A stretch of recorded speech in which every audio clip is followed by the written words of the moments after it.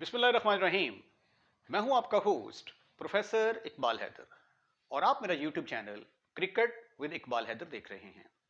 Dear नाजरीन, पाकिस्तान की cricket team जो कि न्यूजीलैंड का दौरा करेगी T20, वहां पे हमने 5 T20 मैचेस खेलने हैं, उसके लिए पाकिस्तान की टीम का ऐलान कर दिया गया है। और ये जो प्लेयर्स सेलेक्ट हुए हैं, इनके बारे में डिस्कस करेंगे। कहाँ पे जो है वो सिलेक्टर्स ने गलतियाँ की हैं और कौन कौन से प्लेयर्स को होना चाहिए था और किन प्लेयर्स को नहीं होना चाहिए था, इस चीज़ पर बात करेंगे। और ये सारी डिस्कशन करने से पहले आपसे एक रिक्वेस्ट है कि अगर आप इस चैनल पर नए हैं और अभी तक आपने इस चैनल को सब्सक्राइब नहीं किया तो बड़ा मेहरबानी हमारे चैनल को सब्सक्राइब करें और जो वीडियो आपको पसंद आती है उसको ज़्यादा से ज़्यादा शेयर करें। डियर नाजरीन, पाकिस्तान का जो स्क्वाड न्यूजीलैंड के खिलाफ खेलेगा वो 17 रुकनी मेंबर्स के ऊपर मुश्तमिल है, जिसमें 8 बैट्समैन हैं और 6 फास्ट बॉलर और 3 जो है वो स्पिनर्स जो हैं वो सिलेक्ट किए गए हैं। मुझे तो ये टीम देख के लगता है कि ये जो हमारे सिलेक्टर्स हैं ये काफ़ी कंफ्यूज्ड हैं, उनके कंसेप्ट जो हैं वो क्लियर नहीं हैं, उनको बिल्कुल पता नहीं है, अलिफ बे भी नहीं जानते वो क्रिकेट की, कि जब टीम को सिलेक्ट करना होता है तो किन किन चीज़ों का ख्याल रखना होता है, किस किस तरह के प्लेयर जो हैं वो टीम में होने चाहिए। एक सिंपल सा रूल है कि आपने 3 ओपनर्स जो हैं वो सिलेक्ट करने हैं। 2 आपके ओपनर जो हैं वो परमानेंट होते हैं, एक जो है अगर आपने चेंजेस करनी हो तो 3 ओपनर्स होते हैं और 4 आपके मिडल ऑर्डर बैट्समैन और एक एक्स्ट्रा बैट्समैन आप रखते हैं, यानी 5 और 3 8 बैट्समैन आपने सेलेक्ट करने होते हैं। उसके बाद 5 फास्ट बॉलर जिसमें से 3 ने खेलना होता है। अगर कोई विकेट तेज हो तो वहां पे आप 4 फास्ट बॉलर्स के साथ भी जा सकते हैं और 2 स्पिनर्स आपने सेलेक्ट करने होते हैं। और यहाँ पे तो जो फास्ट बॉलर की है वो तो माशाल्लाह 6 फास्ट बॉलर इन्होंने सेलेक्ट कर लिए हैं। और ये जो बैटिंग है इसके जो 8 बैट्समैन हैं उसमें 5 ओपनर्स जो हैं ये सिलेक्ट किए गए हैं। 5 ओपनर्स, पता नहीं, मेरा ख्याल है कि शायद नींद से उठ के आए थे, इसलिए जो है उन्होंने आके तो इस तरह की जो टीम अनाउंस की है। ठीक है। और थोड़ा सा इनको क्लियर भी करना चाहिए था कि भाई आप किस बैट्समैन को एज ए ओपनर सेलेक्ट कर रहे हैं और किसको as a middle order select कर रहे हैं। अब ये जो 5 ओपनर्स की मैं बात कर रहा हूँ उसमें एक तो हमारी परमानेंट जोड़ी है बाबर और रिजवान की। और मेरा अपना ज़ाती ख्याल ये है कि बाबर और रिजवान ने T20 के अंदर जितना अच्छा परफॉर्म किया हुआ है और जो इनकी कुछ 7 से 8 जो है इनकी 100 पार्टनरशिप हैं और पाकिस्तान ने जो 2 दफ़ा 200 चेज़ किया हुआ है उसमें बाबर आजम और रिजवान की अच्छी बैटिंग जो है वो शामिल है थी, पाकिस्तान ने जो चीज़ किए हुए हैं। तो मेरे ख्याल के मुताबिक ओपनिंग जोड़ी को तो कतई तौर पे छेड़ने की ज़रूरत ही नहीं है। उसके बाद बाकी बचती हैं आपके पास 4 स्लॉट्स बचती हैं जहां पे आपने मिडिल ऑर्डर्स को सेट करना है।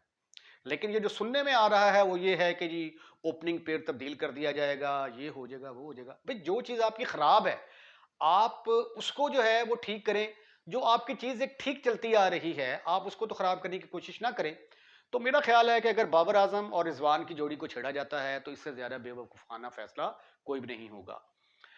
अब जो 2 ओपनर ये, उसके बाद फ़खर जमान तीसरे ओपनर आ गए, चौथे ओपनर जो हैं वो साइम अयूब आ गए, पांचवें ओपनर जो हैं वो आपके साहबजादा फरहान हैं। 5 ओपनर्स जो हैं वो इस टूर के लिए सिलेक्ट किए गए हैं, जबकि हमें मिडल ऑर्डर बैट्समैन की जरूरत है।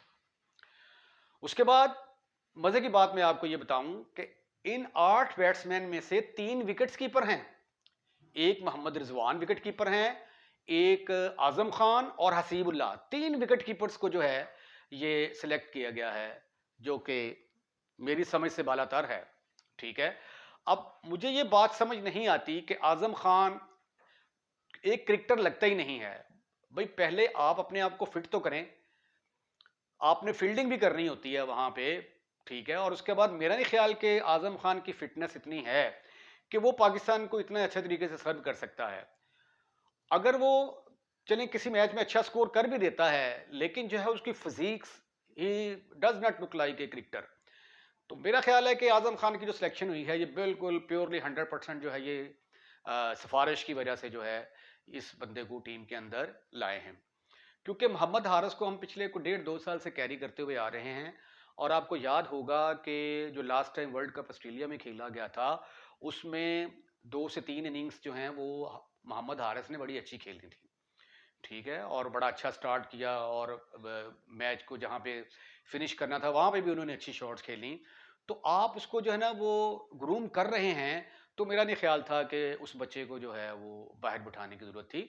उसके ऊपर थोड़ा सा काम करने की ज़रूरत है। वो बैटिंग करते हुए थोड़ा सा ज़रा रिवर्स शॉटें ज़्यादा मारता है, जिस पर वो अपनी विकेट को थ्रो कर देता है। दलेर प्लेयर है, लेकिन जो है ना जब वो सही तरीके से बैटिंग करता है, प्रॉपर शॉट्स खेलता है, तो बहुत ज़बरदस्त किस्म का प्लेयर है वो। और मेरे ख्याल के मुताबिक जो है ना ये आज़म खान से बहुत ज़्यादा बेस्ट चॉइस वो हो सकती थी, ठीक है। उसके बाद हसीबुल्ला, अब आपको अब पता नहीं हसीबुल्ला को जो है ना as a wicket keeper select किया गया है या कि एज ए बैट्समैन सेलेक्ट किया गया है, ठीक है, ये कोई क्लियर नहीं है। मोहम्मद रिजवान को जो है वो चांसेस देने हैं या इन्होंने नहीं देने, या बेंच के ऊपर बैठाना है। तो बहरहाल जो है ना ये मेरी मुझे तो ये चीज़ समझ नहीं आती कि 3 विकेट कीपर का वहाँ पे क्या रोल होगा। आपको एक विकेट कीपर के साथ जो आपका रेगुलर है, और दूसरा जो है वो ऑलरेडी आपको जो है वो सर्व कर रहे थे मोहम्मद हारिस, कोई छेड़छाड़ करने की ज़रूरत नहीं थी, वो अच्छे प्लेयर भी हैं। उसके बाद मिडल ऑर्डर में जो है ना असल प्रॉब्लम जो है वो हमारी मिडल ऑर्डर में है कि नंबर 3 पर बैटिंग किसने करनी है, नंबर 4, नंबर 5, नंबर 6, इसके ऊपर जो है ये सवालिया निशान है।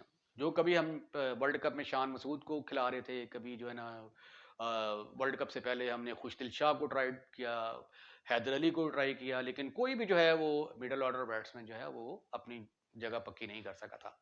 हाल पता इफ्तिखार ने जो है वो बड़ी अच्छी कारकर्दगी का मुजाहरा किया था, तो इसलिए ऑटोमेटिकली इफ्तिखार जो हैं वो हमारी जो है वो पहली चॉइस बनेंगे, और उसके साथ साइम अयूब और एक साहबजादा फरहान, ये जो है ना यानी 5 ओपनर हो गए। बाबर आजम, मोहम्मद रिजवान, फ़खर जमान, साइम अयूब और साहबजादा फरहान, 5 ओपनर। और उसके बाद फिर साइम अयूब सॉरी इफ्तिखार अहमद, हसीबुल्लाह और आजम खान, ये 3 मिडल ऑर्डर बैट्समैन हैं आपके।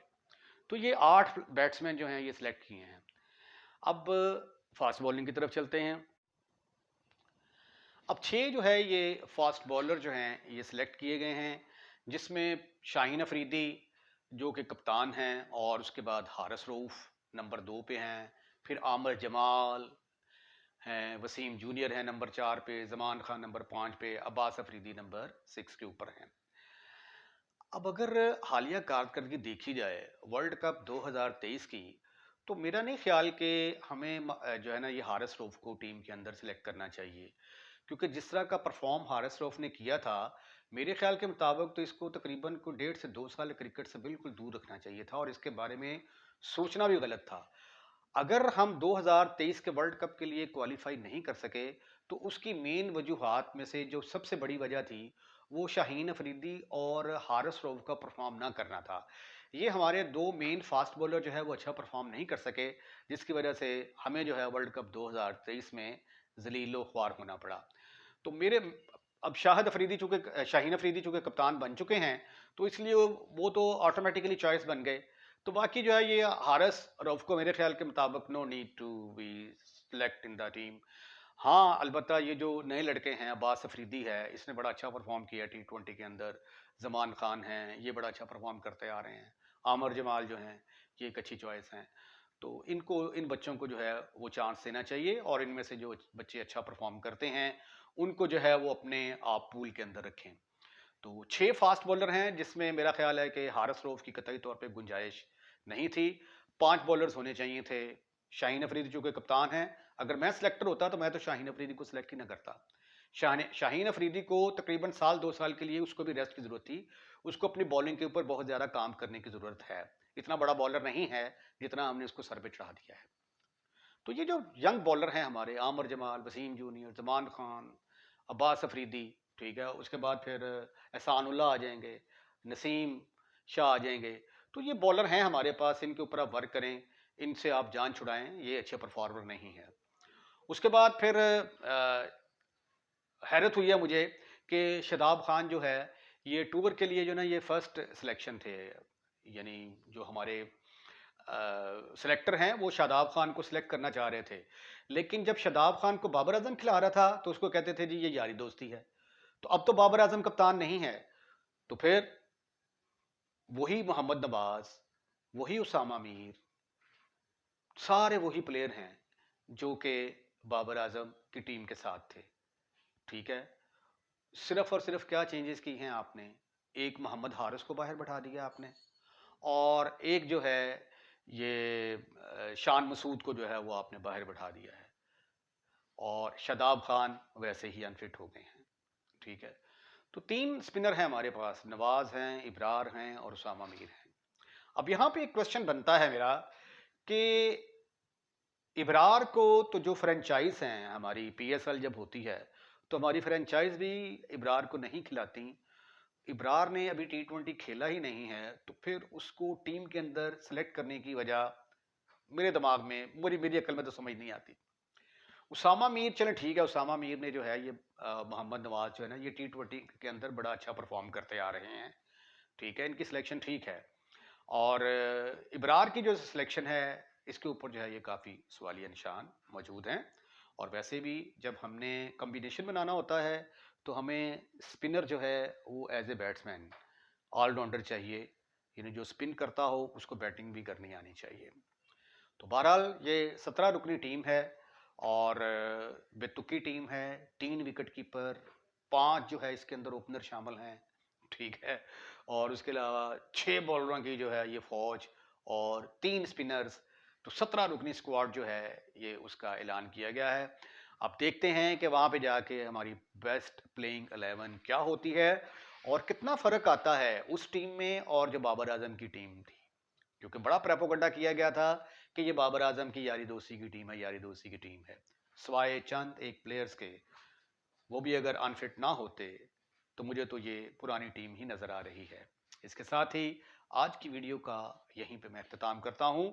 अगर आपको वीडियो पसंद आई है तो इसको लाइक करें, और लाइक करने के बाद दोस्तों में शेयर करना मत भूलिएगा। और अगर आपने चैनल को सब्सक्राइब कर दिया है तो once again I am really thankful to you.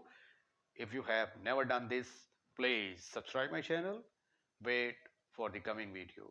Allah Hafiz.